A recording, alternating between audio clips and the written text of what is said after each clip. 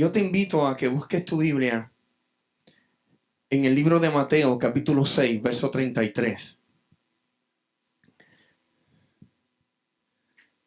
Saludamos y bendecimos a aquellos que nos visitan por primera vez.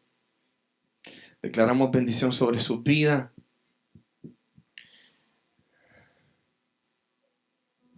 Y yo quiero ponerle como tema a esta continuación de este mensaje que comenzamos la semana pasada. Y a forma de pregunta,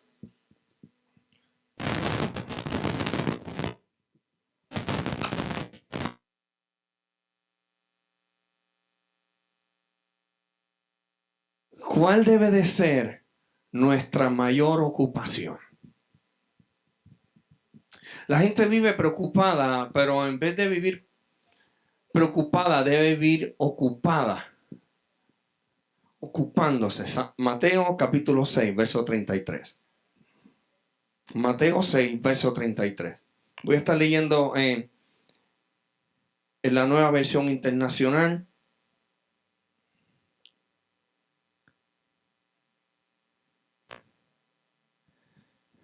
Reina Valera dice de la siguiente manera: buscad primeramente el reino de Dios y su justicia, y las demás cosas os serán ¿qué? Añadidas. Y la Nueva Versión Internacional la dice de esta forma: pero busquen primero su reino y su justicia, y todas estas cosas les serán añadidas. Y sabe que nuestras prioridades están distorsionadas. Muchas veces nuestra mayor ocupación es en nuestras necesidades terrenales, nuestras necesidades materiales, nuestras necesidades físicas. Pero no nos ocupamos de nuestras necesidades espirituales. En otras palabras, tenemos cuidado de el vernos bien, de mantener muchas veces en un peso saludable. Nos cuidamos quizás de mantener nuestras cuentas al día, de que nada se nos atrase, porque no se puede dañar nuestro crédito. Pero la prioridad espiritual muchas veces la dejamos rezagadas o lo dejamos para lo último. ¿Cuál debe ser nuestra prioridad? Sería la pregunta a contestarnos hoy. ¿Qué nos aconseja la palabra? La palabra nos aconseja que busquemos primero el reino de Dios y su justicia, y todas las demás cosas nos van a ser ¿qué? Añadidas. Primero buscar ¿a quién? A Dios. Cuando aceptamos a Jesús como nuestro Salvador, ¿sabe qué acontece? En ese preciso momento, Dios hace un pacto de gracia a favor nuestro. Cuando usted aceptó a Jesucristo como su único y exclusivo Salvador, en ese momento Dios establece un pacto con nosotros. O sea, nuestro compromiso, nuestro voto en ese momento de servirle, de serle fiel, establece que Dios, o mueve a Dios que establezca un pacto con nosotros. Y ¿sabe qué? Que ese pacto de gracia trae unas bendiciones y trae unos beneficios para nosotros. O sea que Jesucristo, Dios hecho carne, y yo a veces tengo problemas con esto de la Trinidad, y vuelvo y lo repito, porque yo quiero que ustedes vean como de la forma en que yo quiero proyectarle. Cuando nosotros muchas veces presentamos a un Dios trino, muchas veces estamos hablando de un Dios Padre, de un Dios Hijo, de un Espíritu Santo, aunque yo creo que es Padre, que es Hijo y es Espíritu Santo. Pero Dios es más que trino. Dios es todo. ¿Me está entendiendo? Él es nuestro sanador, Él es nuestro salvador, Él es nuestro redentor. Significa que para un plan de salud emocional para nosotros, Él se revela como nuestro Padre. Para aquellos que tuvieron padres que le abandonaron, ¿sabes qué? Él te dice: aunque tu padre y tu madre te dejaran, yo no te abandono. Yo estoy contigo. Soy el padre que no te abandona. Soy tu madre que no te abandona. ¿Me está entendiendo? Él no nos abandona. En otras palabras, para aquellos que nacieron y no tuvieron hermanos, Él se presenta como el hermano, como el que dice, yo soy el que te cuido, yo soy el que te protejo, yo soy tu ejemplo a seguir. Porque muchas veces tomamos a nuestros hermanos mayores como ejemplo a seguir. Y Él está diciendo, yo soy tu hermano que tomo, que para que me tomes de ejemplo. Pero también nos habla de espíritu. Nos habla que está en todo lugar, en todo momento. Él nunca nos abandona. Él está a tu lado como también está a mi lado. Aunque tú te encuentres en Ponce y yo me encuentre en San Juan. Él está a nuestro lado. Aunque te vayas para la luna, aunque te entierres debajo de la tierra y te metas en el núcleo de la tierra, allí Dios está contigo. ¿Me está entendiendo eso? Ok. Ahora, Jesús, Dios hecho carne, se hizo maldito por usted y por mí. Eso es una gran bendición para nuestra vida. Es un beneficio para nosotros, porque nosotros no tenemos que estar pasando las maldiciones que Él pasó ya a favor nuestro. Dice que herido fue por nuestras rebeliones y molido por nuestro pecado, el castigo de vuestra paz. En otras palabras, la paz que tú sientes, Él recibió el castigo. Y por su llaga fuimos nosotros curados. En otras palabras, Jesús se convirtió en maldición para que usted y yo obtengamos bendición. Pero esto establece algo más. Y establece que Él estará con nosotros, el cual no nos va a abandonar ni nos va a dejar. Tenemos que acordarnos de lo que hablé la semana pasada, que el que le busca, le encuentra. Amén. Ahora, el que le deja, Él también le va a dejar, le va a abandonar. Significa que Él nos asegura ciertas promesas o pactos que se encuentran en la palabra. Y uno de esos pactos es su presencia. El pacto de que su presencia estará con nosotros. ¿Sabe lo que significa eso? Que Dios estará contigo en todo momento. Yo estaré con vosotros y en vosotros.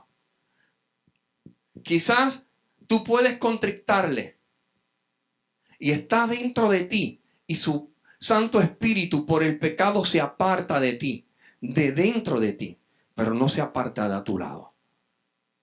Para que en el momento de tu necesidad le puedas clamar y Él va a responder a tu favor. Ahora mira esto. Este pacto de su presencia es condicionado. Está condicionado de que su presencia esté en ti. No contigo, sino en ti. Está condicionado solo a aquellos que se acercan a Él y solo a aquellos que le buscan. En otras palabras, no estamos hablando solamente de salvación. Está hablando de aquellos que le buscan a Dios, aquellos que anhelan su presencia, aquellos que desean que sea derramada la presencia de Dios sobre sus vidas. Dios nos revela lo siguiente en su pacto de presencia a través de un profeta. Cuando vemos el caso de Elí, ¿quién era Elí? Elí era el sumo sacerdote de Israel. Pero a Elí le aconteció algo, y era que Dios le había dicho una palabra de que su descendencia iba siempre a estar siendo o fungiendo de sumo sacerdote en el templo. Significa que ellos eran los que iban a estar entrando al lugar santísimo una vez al año para llevar el cordero, y en aquel lugar completamente oscuro, donde solo la presencia de Dios habitaba, en aquel lugar, que tenían que correr la cortina para poder entrar, y tenían que entrar amarrados y con unos vestuarios, y rociaban sobre el tabernáculo, sobre aquel tabernáculo, sobre el propiciatorio, la sangre del cordero para remisión, para perdón de pecado. Ahora, el pecado trajo una maldición sobre la generación del sumo sacerdote Elí. Mira lo que dice en 1 Samuel capítulo 2, verso 30. Lejos esté de mí esto, porque yo honraré a los que me honran, y a los que me menosprecian serán tenidos en poco. ¿Qué le dijo este profeta anónimo a Elí? Le dijo: por tanto, el Señor Dios de Israel te declara lo siguiente, Elí. Ciertamente yo había jurado o había hablado a tu casa y a la casa de tu padre que andarían delante de mí para siempre. Pero el pecado separa. Dile que está a tu lado. El pecado te separa. O sea que Dios puede haberte dado una palabra profética. Dios puede que te haya dicho cuál es el propósito para tu vida. Pero tus decisiones deciden si eso permanece o se corta. Yo creo como que no me estás entendiendo. Esto es más serio de lo que la gente se cree. Esto no significa que porque Dios te haya dado una palabra profética se va a cumplir con tu vida. No, si tú te sales del plan de Dios, Dios va a elegir a otro para que lo haga en tu lugar. O sea, la expresión tenido en poco, lo que significa es que Dios va a quitar su presencia de aquellos para los cuales la presencia de Dios no significa nada. O sea, Dios quiere bendecir tu casa. Dios quiere bendecir tu ministerio. Pero requiere de tu permanencia. ¿Sabe qué me ministró el Espíritu Santo ayer? Esto se ve tan sencillo, pero Dios me dijo algo que me rompió. Y fue lo siguiente. Dios me dijo: la gente habla de sacrificio.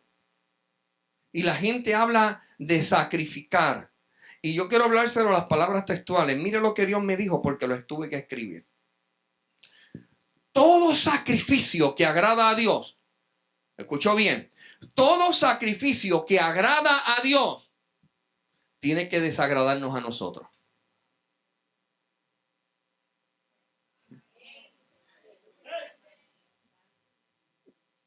¿Me está entendiendo? O sea, todo sacrificio. ¿Y todo es qué?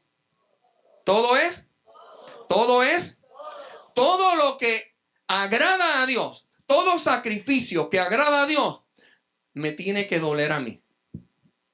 Porque me tengo que desprender de lo que yo quiero. ¿Qué tal si le dice el que está a tu lado? Si quieres agradar a Dios, te tienes que desagradar. Denle un fuerte aplauso a ese Dios maravilloso. Ahora, mire esto. Elí tuvo en poco y no le llamó la atención a sus hijos. Hay dos cosas que nos señala la Escritura que sus hijos hacían. Había unas áreas del sacrificio que solo eran quemadas para Dios. Y ellos lo que hacían es que esta parte que tenía que ser sacrificada para Dios, ellos no querían sacrificarla. En otras palabras, ellos querían mantener y alimentarse de aquello que le correspondía a ellos desprenderse para que fuese un sacrificio. Hay gente que quiere agradar a Dios, pero sin desprenderse de lo que ofende a Dios. Yo no estoy hablando de pelo, yo no estoy hablando de ropa, yo estoy hablando de un estilo de vida. Es muy fácil cambiarse el cabello, es muy fácil cambiarse de ropa, pero es bien difícil de cambiar formas y actitudes que están dentro de nosotros, cual no solamente nos dañan a nosotros, sino dañan a los que nos rodean.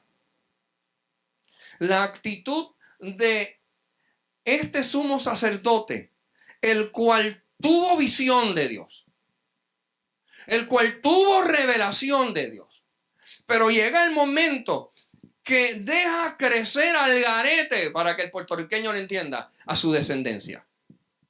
¿Sabe cuál es nuestro problema? Que muchas veces creemos que la presencia de Dios se hereda.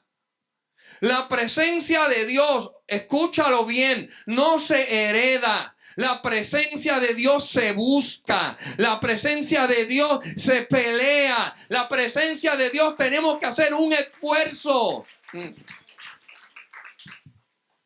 O sea que aquí no importa que seas hijo de un apóstol, hijo de una profeta, hijo de un pastor, hijo de un evangelista. No, tu experiencia con Dios es única. La presencia de Dios no se hereda, lo repito. Dice lo que está a tu lado. No creas que vas a heredar la presencia de Dios. Dios le está diciendo a Elí, Elí, mi intención es bendecir tu casa. Mi intención fue bendecir tu descendencia. Mi bendición, mi deseo fue bendecir todo lo que posees. Pero tus acciones de permitirle a tus hijos comer la carne que no le correspondía porque seleccionaban la carne, a mí no me agradó. Y segundo, de prostituir el tabernáculo, haciendo fornicaciones y adulterios, tampoco me agrada. O sea que hubo dos problemas. El primer problema de querer vivir la vida al garete, hacer las cosas como le da la gana y permitir que sus hijos la hicieran porque eran sus hijos. Y segundo, permitirle a sus hijos que llenaran el altar de fornicación y de prostitución. Ahora, mire esto. Las lujurias de aquel pueblo, los deseos desmedidos de aquella generación, le quitaron la presencia de Dios. Muchas personas vienen a Cristo e inician el caminar con el Señor con un celo brutal. Usted lo ve que comienza muy bien, anhelando, deseando. Pero pasa el tiempo y usted lo nota como que se va apagando. Como que hay gente que tiene como un switch, un interruptor. De momento están encendidos. Parecen como los coros de los pentecostales. Yo estuve en la iglesia pentecostal. Tocaban un corito, todo el mundo comenzaba a bailar, comenzaba a danzar, y de momento se detenía la música y era como un chico paralizado. Todo el mundo se detenía. La música era un interruptor. Conecto y te desconecto. Y hay gente que vive su vida así, conectando y desconectándose. Dígale que está a tu lado, no te conecte y te desconecte, mantente conectado.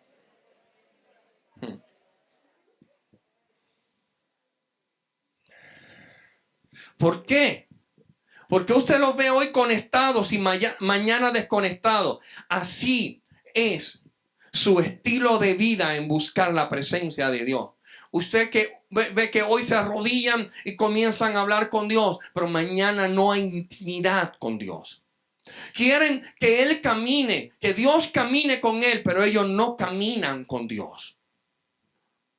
Menosprecian los mandamientos. Vuelven a su pasada manera de vivir. Y su comportamiento deja mucho que decir en el trabajo, en la escuela, en su casa. ¿Sabe? Hablaba hace poco con una persona, el cual su padre, un predicador, un hombre de Dios a través de muchos años, pero llega el momento en que se cansa. A todos nos llega el momento de cansancio. A todos nos llega el momento en que vemos nuestras armaduras y las vemos muy golpeadas, el cual a veces son tan fuertes los golpes que han tocado nuestras vestiduras, que nos quitan el aliento, nos quitan y nos es difícil poder respirar. Vemos como cortado el aire porque hemos sido golpeados. Pero en ese momento que hemos sido golpeados, tenemos que tomar decisiones. Y decisiones correctas. Porque muchas veces tomamos decisiones que nos favorecen. Y en ese momento que tomamos decisiones que nos favorecen, comenzamos a afectar a aquellos que están a nuestro lado. Este pastor dejó de intimar con Dios. Y ahora se sentaba frente al televisor a pasar horas viendo programación, viendo películas. Y sus hijos comenzaron a preocuparse porque vieron la condición de papá, del hombre que admiraron durante toda su vida, del hombre de Dios, el cual se metía en la palabra en el momento de la dificultad y de la crisis, tomaba como su refugio la palabra, tomaba como refugio a Dios y le declaraba a Dios: Señor, aquí estamos pasando por esta crisis, por esta situación, y buscaba el consejo de Dios.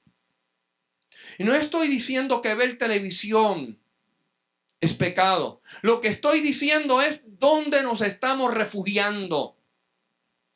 El refugio de este hombre en sus años, al pasar los años, en vez de incrementar su relación de amistad con Dios, ahora tenía otro lugar donde canalizar sus preocupaciones y sus problemas y sus necesidades. Ahora fue cambiado. Aquel momento del cual él, cuando se encontraba en crisis, iba donde Dios a buscar el consejo. Ahora iba a canalizarlo a través de la televisión.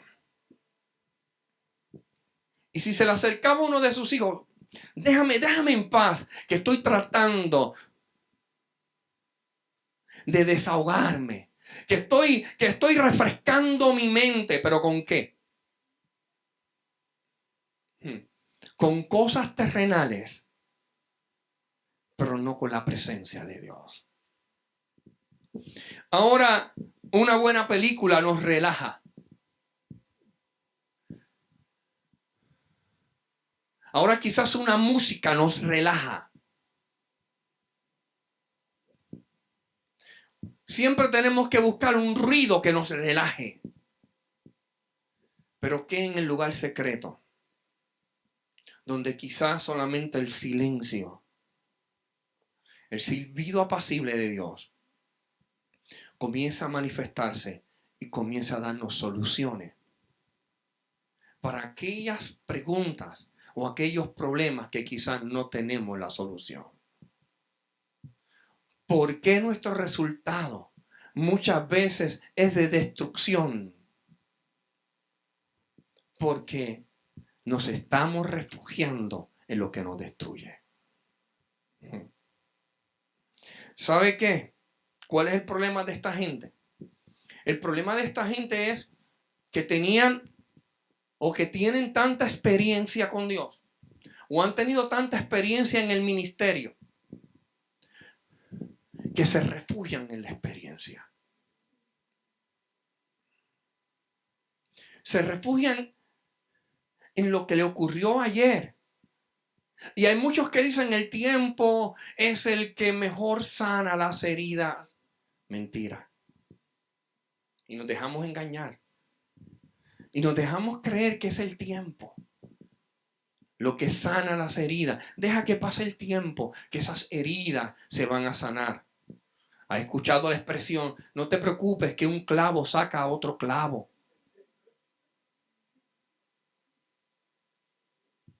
Y comenzamos a dejar y a posponer las cosas en vez de trabajarlas. ¿Sabe por qué hay pastores que con buenas intenciones han terminado acostándose con la feligresía? Han terminado acostándose con las ovejas. Y lo dije la semana pasada y vuelvo y lo repito: el pastor que se me acercó Y me estaba hablando de las 4 ovejas que él tiene en su iglesia. De los 4 tipos de ovejas que tiene en su iglesia. Las engordadas, las manchadas, las que escuchan el consejo del lobo o las que se acercan a los lobos y las que caminan con los cabritos. Y vuelvo y te repito lo que él me pregunta. ¿Cuáles son tus ovejas? Y yo le dije, yo no tengo ovejas, yo tengo hijos. ¿Sabe qué? ¿Cuál es la diferencia? La diferencia es lo siguiente. Las ovejas siempre necesitan de un pastor. Y el día que Edwin Casillas se muera, van a necesitar a un pastor. Que se levante a alguien y les pastoree. Porque siempre necesitarán a alguien que les dirija. Pero si tú tienes hijos, cuando papá muere, le llora, pero sigue su destino. Saben qué tienen que hacer, saben cuál es su función dentro del reino, saben qué es lo que deben emprender en el reino. Y entonces eso es lo que nosotros queremos establecer. Hijos que comprendan cuál es su función dentro del reino de Dios, que no tengan que estar pendientes que alguien les dirija, que alguien les diga, sino que conozcan cuál es el propósito y lo establezcan. Nuestro propósito no es tener una mega iglesia, nuestro propósito es tener muchos hijos que establezcan el propósito de Dios en la tierra.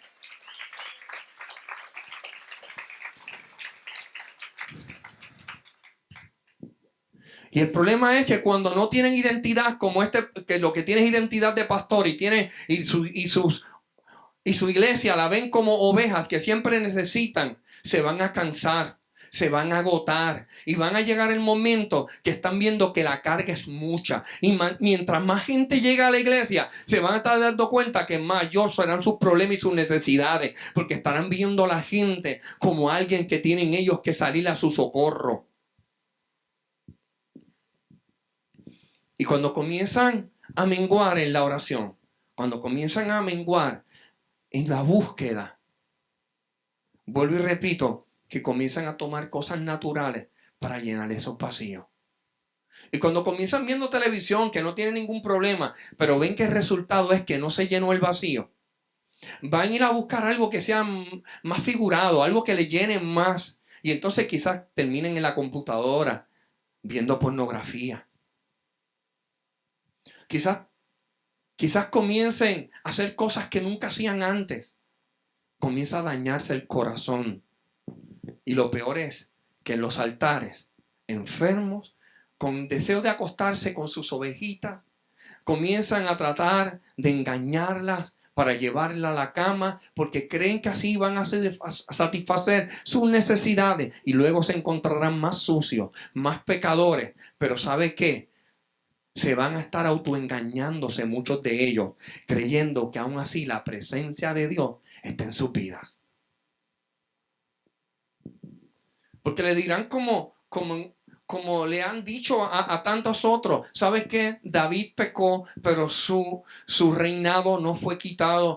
Iglesia, ¿de qué le vale el título de rey y tener una casa dividida? ¿De qué le vale tener el título de ser llamado el rey David, pero sus hijos estaban creciendo con una mentalidad de división? Uno de sus hijos violó a su hermana, otro de sus hijos que le mató a otro de sus hermanos. En otras palabras, había una guerra interna. ¿De qué nos vale no perder el título de apóstol, de pastor, de reverendo o reventado? No importa cuál nombre quieran decirle. Qué dolor más grande que aunque no pierda el título, perdió la familia. Dios está ya diciendo lo siguiente. ¿Sabes qué? Tu pasada manera de vivir, tienes que enterrarla, tienes que destruirla, tienes que romperla. Por eso Elías, cuando llama a Eliseo y le pasa el manto, Eliseo sintió algo tan sobrenatural en su vida que lo que decidió fue matar todo aquello que le conectaba con el pasado. Mató a sus bueyes, mas rompió el yugo. En otras palabras, dijo: si en algún momento dado mi vida, por estar detrás del profeta, me causa dolor, no podré ir atrás porque no tengo nada, porque lo destruí. ¿Cuántos son capaces de destruir el pasado y decir, hoy yo destruyo lo que me ata al pasado? Destruyo aquellas estrategias del pasado, las destruyo para no tener opción para volver atrás. ¿Sabe qué? Las promesas de Dios nunca fallan, pero nosotros no nos podemos engañar. Nosotros no podemos vivir engañados. Las promesas de Dios, muchas de ellas son condicionadas. Dependen de nuestra permanencia. Dependen de nuestras aptitudes. Dependen de que nosotros nunca abandonemos lo que Él nos mandó hacer. ¿Sabe qué?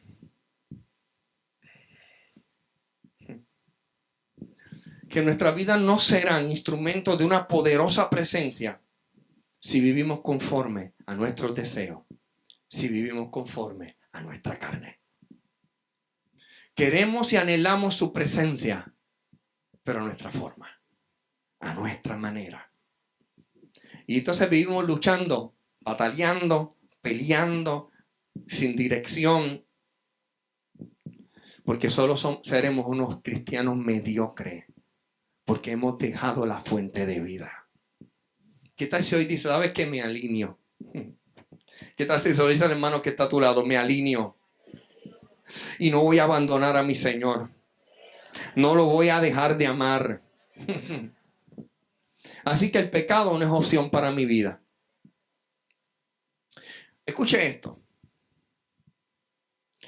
Solo cuando la presencia de Dios está sobre nuestra vida, podemos contemplar y ver y comprender su gloria. ¿Sabe que Israel veía manifiesta la presencia de Dios? ¿De dónde la veía manifiesta? Veía de noche una columna ¿de qué? De fuego, la cual les dirigía durante la oscuridad, durante la noche, pero a la misma vez les daba calor y los mantenía vivos, porque en el desierto de noche es sumamente frío. Significa que entonces la presencia de Dios le traía dirección y también le traía calor, le daba vida. Entonces significa, la presencia de Dios en nuestra vida oscura y fría nos va a estar dando dirección y nos va a estar dando ¿qué? Vida.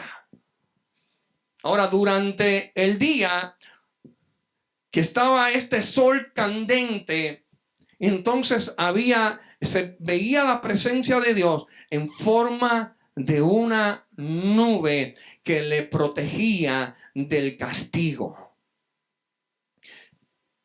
que este sol le podía dar a este pueblo.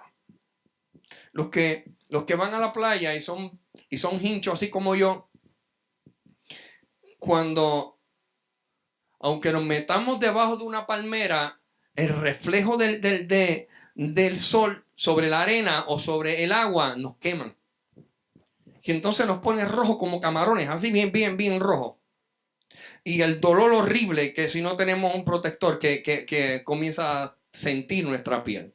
Significa que yo puedo entender esto claramente. Cuando en la oscuridad Dios ponía una columna y durante el día ponía esa nube que les cubría. Ahora, ¿sabe qué hacía esta columna? Permanecía en un lugar. Y mientras permanecía en ese lugar, todo el pueblo permanecía en ese lugar.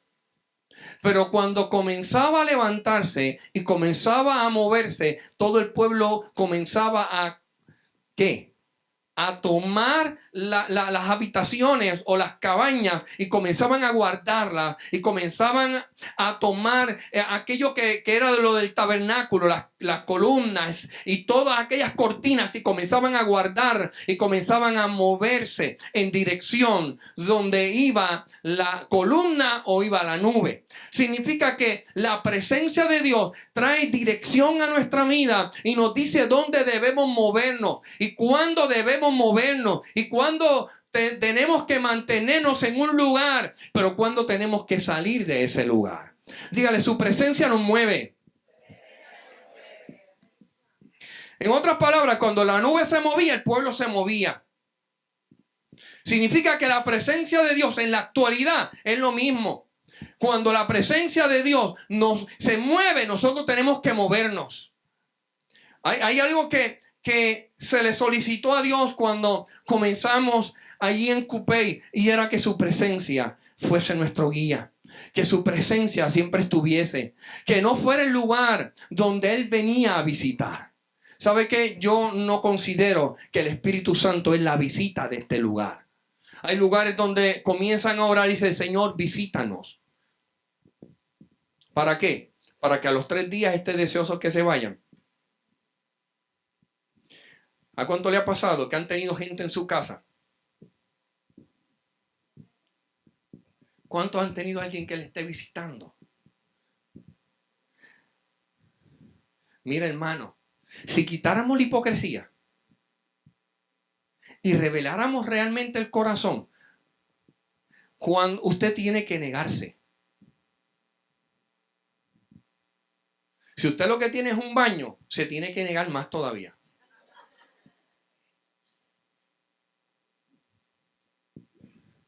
Porque a la hora que aprieten las necesidades y estén utilizando el baño, qué difícil. Porque entonces la visita nos impide a poder estar ¿en qué? En libertad. La presencia de la visita nos incomoda a poder manifestar nuestra realidad. Cuando alguien está visitando, habla bajito. Habla bajito. Porque nos están visitando. Y porque no queremos que la visita se lleve una mala expresión. Que diga, Ave María, esa gente de verdad que no es lo que dicen. O sea, a la visita muchas veces se le oculta la realidad. Y queremos invitar al Espíritu Santo y ocultarle nuestra realidad. Vivimos como idiotizados porque creemos que podemos engañar a Dios. Y le decimos, visítanos, Espíritu Santo. Claro que cuando pedimos que nos visites es los truenos y las centellas, como cuando Dios tomó allí y visitó el monte Sinaí. Cuando comenzaron los truenos, los relámpagos, el pueblo dijo, yo para allá no voy. Vete tú, Moisés, si se muere alguien que sea Moisés. Y muchas veces nosotros somos iguales. Vemos la presencia de Dios, pero no nos queremos acercar a ella. Queremos que Él nos visite. Visítanos. Pero sabemos que todo el que nos visita, tarde o temprano, se tendrá que ir. Porque la visita siempre tiene un tiempo determinado. Pero cuando pedimos permanencia, entonces le estamos diciendo, Señor, yo quiero entrar donde tú habitas. Yo quiero vivir donde tú vives. Yo quiero estar donde tú estás. Yo quiero que tú seas el dueño, el Señor de mi casa, de mi vida. Yo quiero que tú seas el dueño de mis pertenencias. Yo quiero que tú seas el dueño de la cuenta bancaria. Yo quiero que tú seas el dueño de mi carro. Yo quiero que tú seas el dueño de mi casa. Entonces no tendrás problema, porque lo que le estás diciendo a Él, yo quiero que tú seas el Señor de Oasis y permanezcas en Oasis y vivas en Oasis, y nosotros somos los que vengamos a visitarte y nos quedemos, porque a ti no te molesta. Significa entonces lo siguiente, que muchas veces nosotros queremos que Él solamente nos visite porque queremos su presencia hasta cierta medida. Pero su presencia no es su gloria. ¿Me está entendiendo? Su presencia no es su gloria. En otras palabras, vemos la nube de la presencia de Dios, que muchas veces espera por ti todos los días. Espera cerquitita de ti, para entonces desatar su gloria. Pero entonces nosotros solamente lo que hacemos es que nos envolvemos en ver cómo lo hace, cómo utiliza.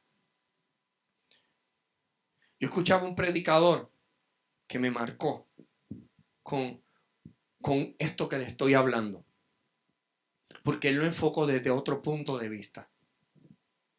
¿Sabe cómo le llamó él? Le llamó la pornografía espiritual.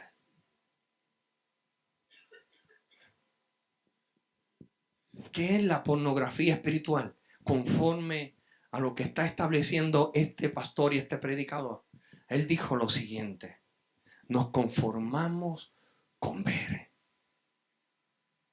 lo fácil. ¿Qué es pornografía?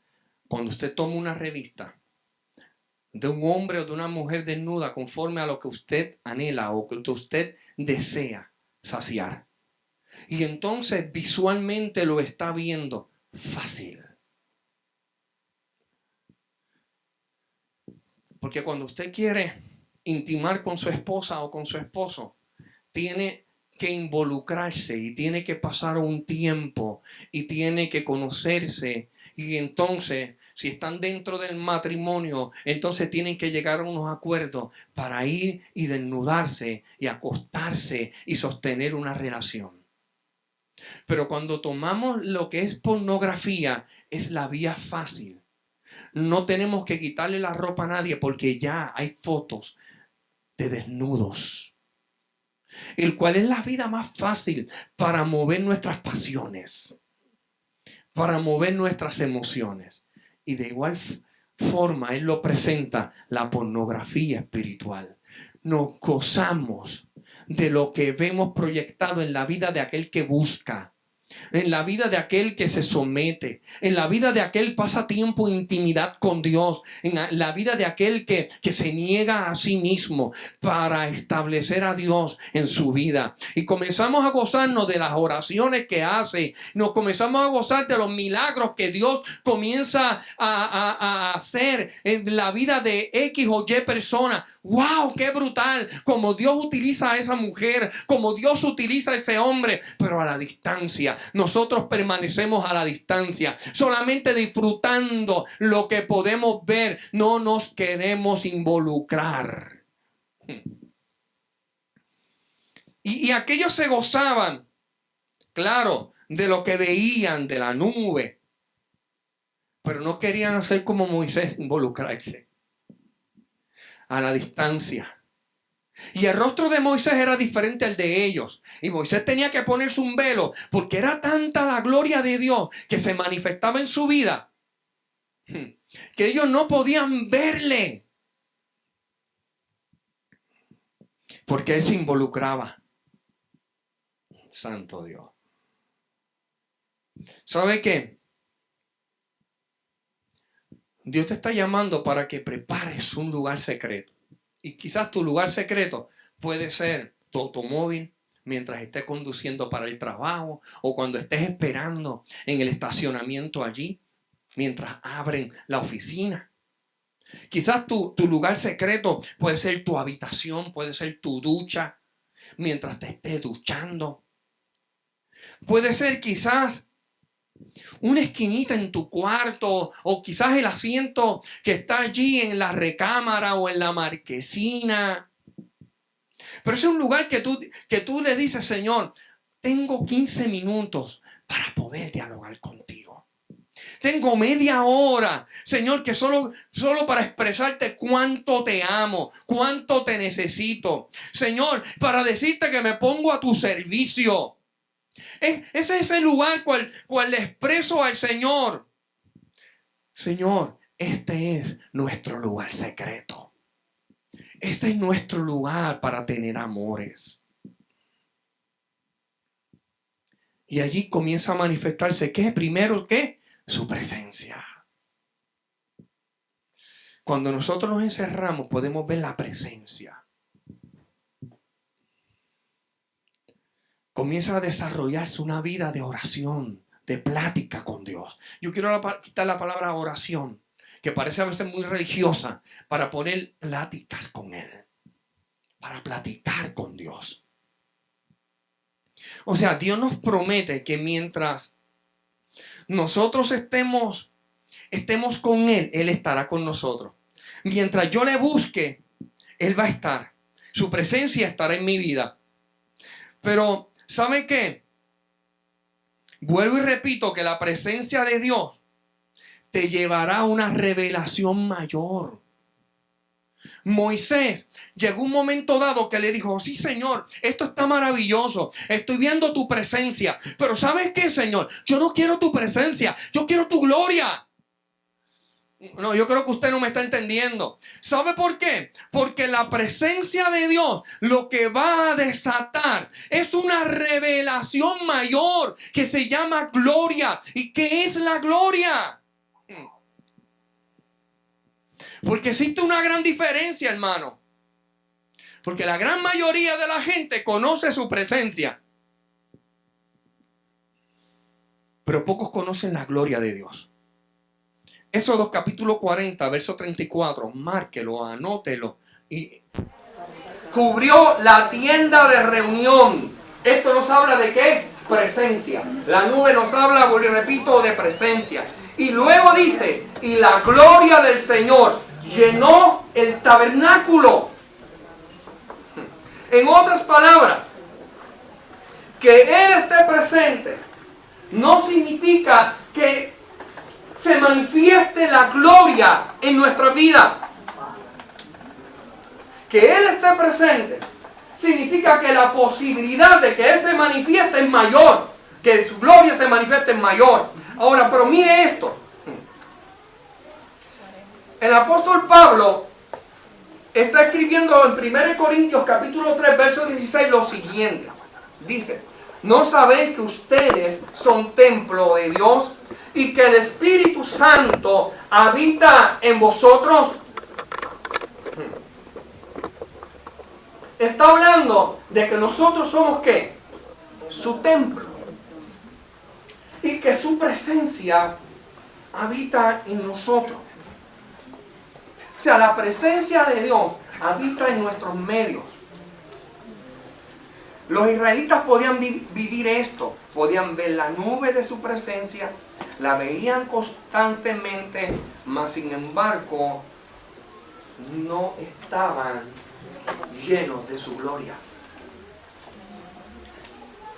Entonces, Moisés quería una mayor revelación, por eso él entraba en la habitación y comenzaba a solicitarle: yo quiero ver tu gloria. Yo quiero que me muestres tu gloria. Yo quiero tener, Señor, la seguridad de tu presencia en mi vida. Pero aún más, yo quiero ver la gloria tuya manifestada en mí. Amén. Ahora mire esto. Vaya conmigo al capítulo 34, versos 6 y verso 7 del libro de Éxodo. Porque Dios le mostró la gloria a Moisés.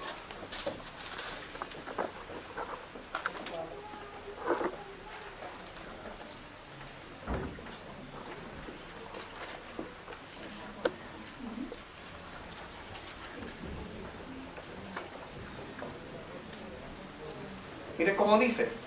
Escúchalo en esta versión. Entonces pasó el Señor por delante de ¿quién? De Moisés.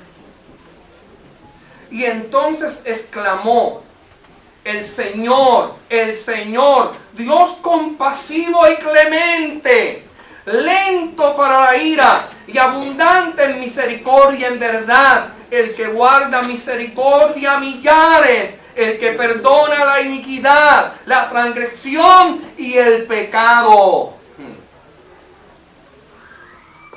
La gloria de Dios no vino manifestada en un fuego. La gloria de Dios no vino manifestada en un terremoto ni en un temblor.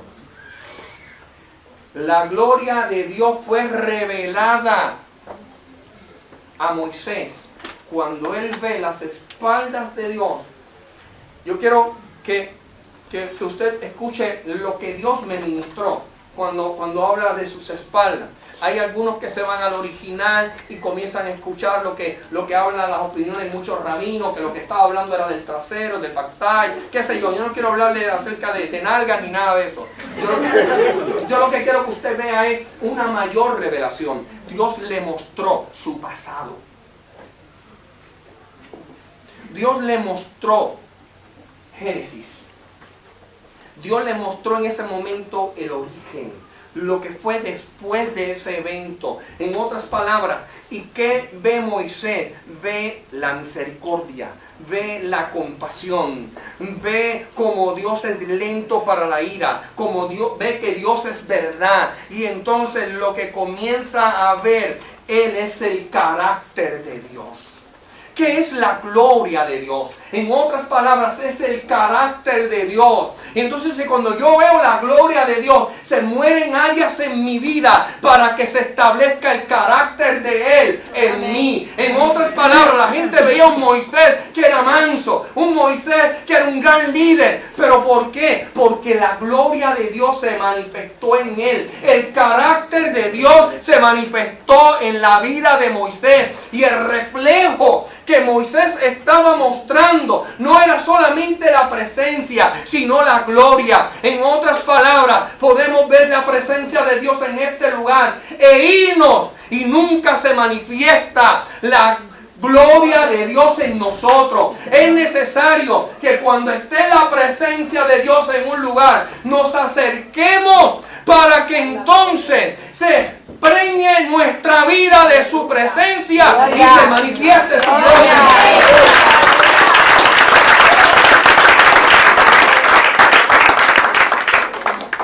Y usted me podrá decir, sí, pero ¿qué pasó en la transfiguración? En la transfiguración pasó lo siguiente. Allí se presentó, en aquel momento, en aquel monte, se presentó a Moisés y se presentó a Elías. Pero el que estaba allí con su rostro resplandeciente, transformando la manifestación de la gloria de Dios, era Jesús. Jesús el compasivo. Jesús el amoroso. Jesús es misericordioso. Jesús es mostrando a nosotros el carácter del Padre manifestado en el Hijo. Pero no solamente para que muera en el Hijo, sino para que se refleje en nosotros. Jesús dijo lo siguiente: Padre, que sean ellos uno, como tú y yo somos uno. Y que la gloria que tú me diste, yo la desato sobre ellos. En otras palabras, mi carácter, yo lo desato sobre ellos para que ellos nos representen a nosotros. Para que esté nuestro carácter en la vida de ellos. No solamente entonces que sea una luz resplandeciente, no solamente que hayan destellos, sino que nosotros manifestemos con nuestro comportamiento su gloria. Amén. Ah, santo, se lo vas a dar ya, se lo sean mal.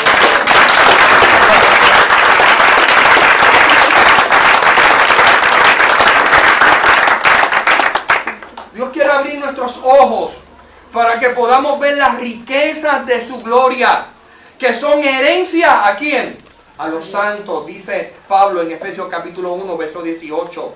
Él está diciendo: toda la gloria que le revelé a Moisés está personificada en mi Hijo, y ahora lo he entregado como herencia para que tengan derecho a conocerle y conocer también su gloria. Porque toda la plenitud de Dios reside corporalmente en Jesucristo. Y si reside corporalmente en Jesucristo, y Él dijo: la gloria que me diste, yo se la doy a ellos, también reside en ti y reside en mí. Amén. ¿Sabe qué ocurre? Que Moisés buscó esa revelación de esa misión. Moisés no se conformó con la presencia. ¿Y por qué nos conformamos con su presencia? Porque solo nos conformamos con eventos de caer al suelo, de ser levantado, de una palabra. ¿Por qué solo nos conformamos con eso? ¿Por qué nos conformamos con ver gente ser sanada? Pero ¿por qué no queremos que se manifieste en nuestra vida? Que cuando nos ofendan nosotros podamos bendecir. Porque la Biblia dice bendecid y no maldigáis. En otras palabras, si tu enemigo te pide de comer, dale de comer. En otras palabras, no guardes resentimiento. Yo he escuchado gente decir, yo perdono, hermano. Yo perdono, pero no olvido. Y hay algunos que te dicen, yo perdoné, pero usted ve que siguen todavía con dale que es tarde. Cada vez que usted le escucha, todavía sale el resentimiento. Y lo peor es que viven autoengañados, diciéndose que yo perdoné, cuando la realidad es que todavía guardan resentimiento. Hay dolor del corazón, en su corazón por la pasada manera de vivir. Ahora mira esto. En Éxodo capítulo 29, el verso 43 dice, y me encontraré allí con los hijos de Israel. Mire, y dice, y me encontraré allí con los hijos de Israel. Y el lugar será santificado por mi gloria. ¿Qué trae la gloria? Santificación. ¿Qué trae la gloria? Limpieza. ¿Qué trae la gloria? Purificación. ¿Me está escuchando, iglesia? Él está diciendo, mientras el pueblo me adore, Moisés, mientras el pueblo me sirva, mientras el pueblo decida estar conmigo, no solo mi presencia estará con nosotros, sino que yo me voy a revelar, me voy a glorificar y voy a limpiar al pueblo. Cuando Él está en nuestro medio, iglesia, somos santificados. No anhelamos el pecar. No abrazamos el pecado. Nos repugna el pecado, nos repugna el odiar, nos repugna el hacer lo contrario a lo que establece el Señor. En otras palabras, el Señor te está diciendo, tu templo, o sea, tú serás limpio para que yo pueda habitar en él. Amén. Para que yo pueda manifestarme. Amén. Para que la gente me pueda ver en ti. Y la gente te puede decir, yo veo en ti algo diferente, yo te veo distinto, tú no eres la misma, tú no eres el mismo. Algo ha ocurrido en tu vida y tú puedas decir, la gloria de Dios transformó mi mirada.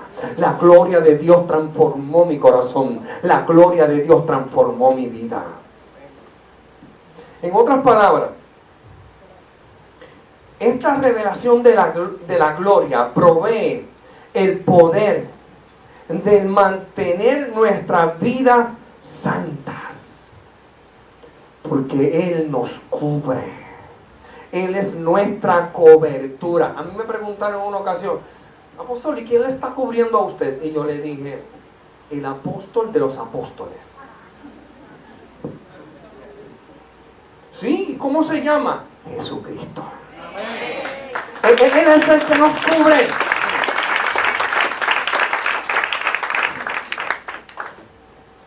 En otras palabras, cuando Él nos muestra y nos revela su gloria, Él nos transforma, Él nos cambia. Pero aquí viene algo, que Él no tomará a nadie por inocente. Cuando está su presencia, no tomará a nadie por bobo ni por tonto. En otras palabras, si hace lo incorrecto, Él no lo tendrá como, ay, que es un ignorante. No. Cuando está mi presencia y está mi gloria, lo haces porque te da la gana. Lo haces porque quieres. Si tienes un comportamiento de agredir y de dañar a otro, todavía la gloria de Dios no se ha manifestado en tu vida. No, yo creo que no me escuchaste. Si todavía en ti hay murmuración, hay pleito, hay ira, y sientes resentimiento por tu hermano, yo creo que la gloria de Dios todavía no te ha visitado. Estarás en su presencia, pero no estás en su gloria. En otras palabras, la gloria de Dios todavía no está dentro de ti. Y podrás predicar, podrás evangelizar, podrás soltar palabras proféticas, pero eso no dice nada. Lo que dice que la gloria de Dios está manifestada en tu vida son tus actitudes.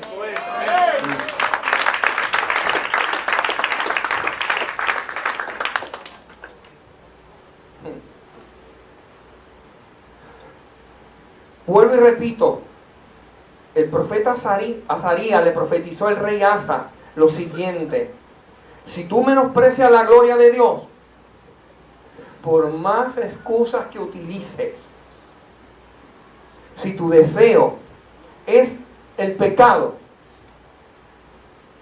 y descuidas al Señor, Él no te limpiará. Él no te va a limpiar. Él estará con nosotros mientras nosotros estemos con Él. Y si le buscamos, se dejará encontrar. Él no se hace difícil. Pero si le abandonamos, Él nos va a abandonar. Lo que Él nos está diciendo es sencillo: toma tiempo para conocer a tu Padre. Toma tiempo para escudriñar de su Escritura. Toma tiempo para buscarle en el lugar secreto. Entonces la presencia de Dios se va a manifestar y su gloria se va a hacer real en ti. Y tu carácter será distinto. Tu forma de hablar será diferente. Ya no vas a proceder como procedías antes, porque Él cambió tu vida. ¿Sabes lo que dice la palabra? Segunda de Crónicas, capítulo 16, verso 9. Porque los ojos de Dios recorren sobre toda la tierra para fortalecer a aquellos cuyo corazón es completamente suyo. Yo quiero que usted entienda esa palabra. Imagínese un radar que está buscando una señal. ¿Sabe qué? Los ojos de Dios son como un radar que está buscando a sus hijos. Está buscando, está recorriendo. Y cuando encuentra una debilidad en ti, entonces se aplica lo que dice la palabra: diga el débil, fuerte soy. Porque ¿qué?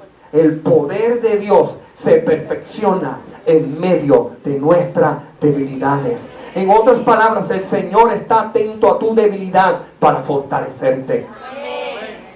El Señor está atento a tus necesidades para suplirlas.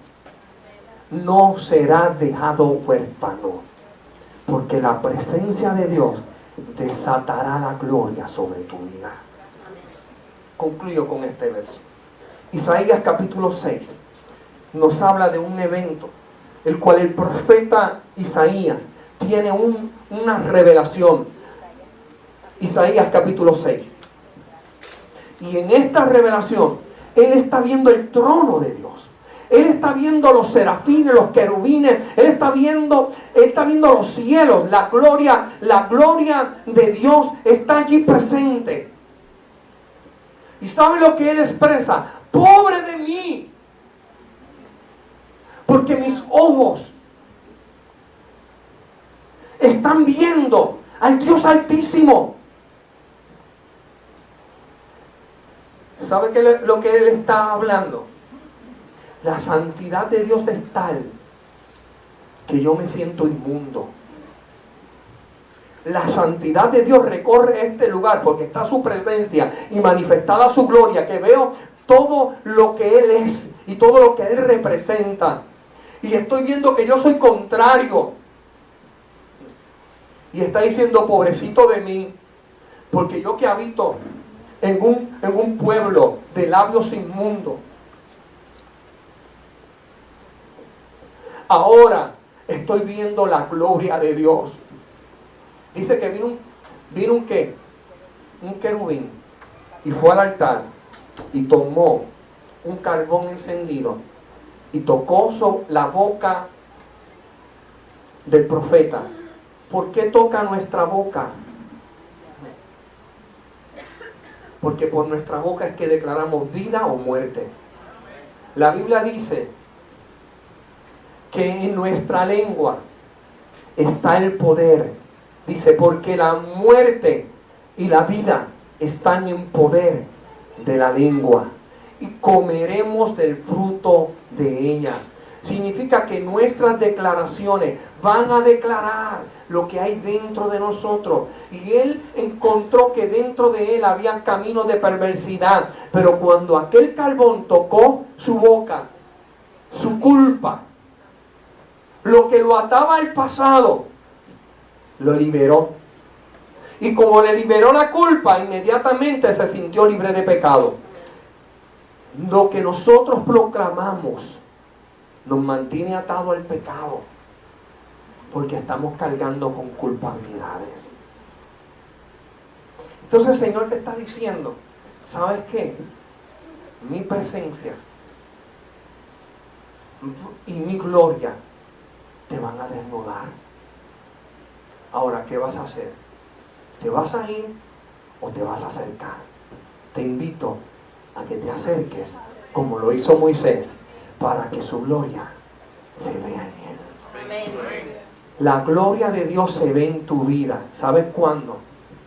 Cuando demuestras el amor, cuando amas, cuando perdonas, cuando bendices, cuando levantas al caído. La gloria de Dios, el carácter de Dios se ve en nuestra vida en el momento de la dificultad. Ahí se deja ver quién está dentro de ti. Ponte en pie.